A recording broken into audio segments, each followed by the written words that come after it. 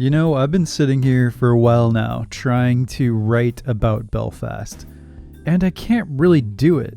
And I don't know if it's Belfast's fault or just whatever mood I'm in today, so I'm just gonna talk and see if that works out. So Belfast is a 2021 film from Kenneth Branagh, the director of many, many things from Shakespeare to a lot of things I haven't watched, to be honest. He did the Cinderella remake, which is not for me.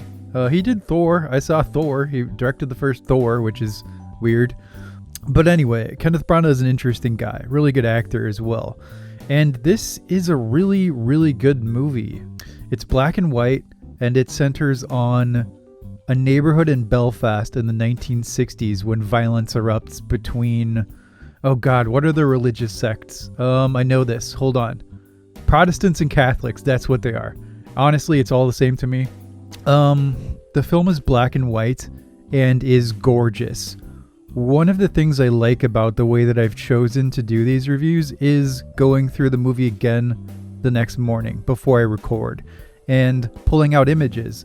Sometimes that can be a little bit of a slog, like yesterday with Nightmare Alley, because I was so disappointed with that film that going through it again was a bit of a chore. But it does reinforce what you think about a movie, going through it again and pulling out images.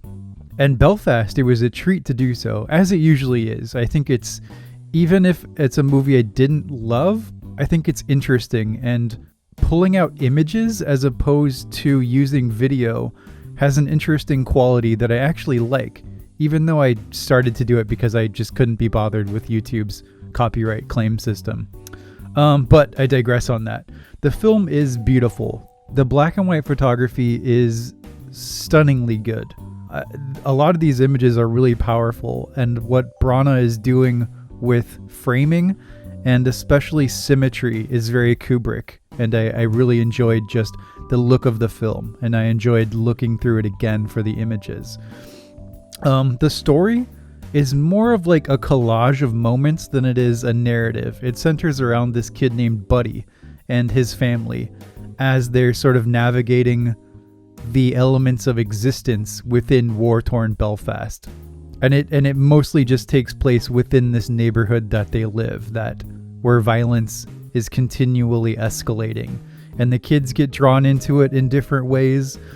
And there's poverty and Buddy going to school and falling in love with the little girl, all these elements. And so it becomes this interesting tone where you have the elements of life in like a really traditional sense, but framed against the backdrop of violence that could infect you at any point. Speaking of the tone, the film also utilizes music in an interesting way. Sometimes it can feel a little bit jarring when you've just had a very serious scene and then some upbeat popular music comes in.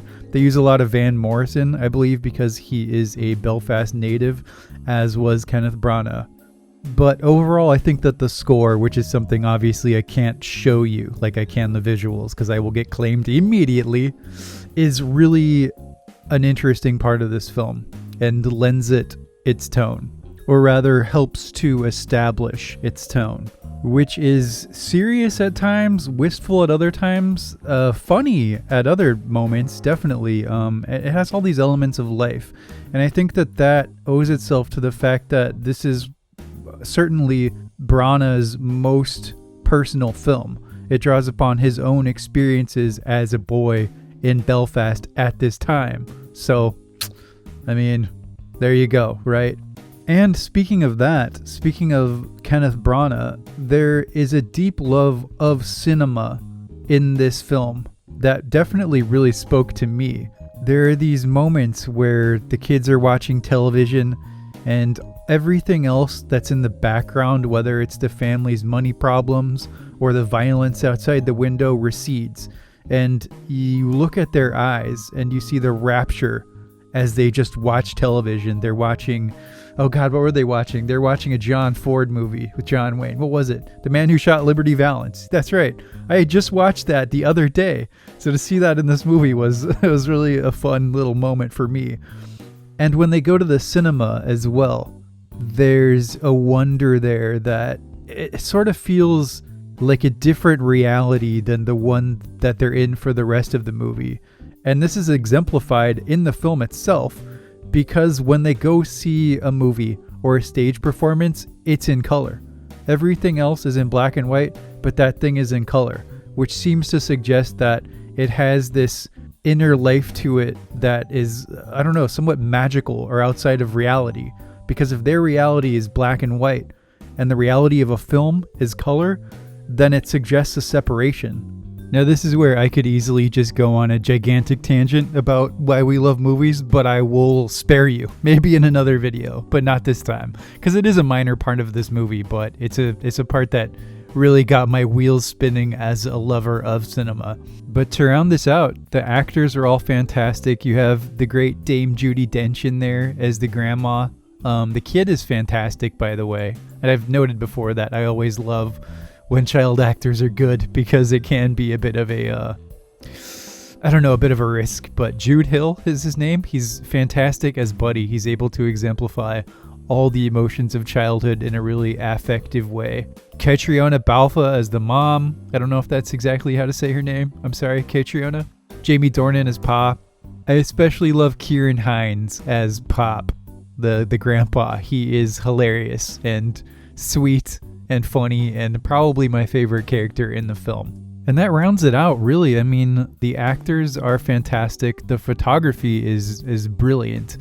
I love a good black and white film, and the way that the cinematography operated in this movie, and the framing, and just everything in general was superb, and I enjoyed going through it twice. I love the elements of childhood and how they swirled around in this world of love and family and violence, and the way those things mesh together. Mostly, sometimes the tone was a little bit weird. That's the only thing I will say negatively about the film, especially when the music jumps in. Sometimes it just felt a tiny bit jarring, but other than that, I think it's a winner. It's an absolute winner, and I recommend that everybody watch it. Maybe not if you want like a really coherent storyline, if that's what you need, because like I said, it is more of a collage than that. But I think it's a movie that almost anyone can get something out of. So, thanks for joining me today, and I'll see you guys in the next one.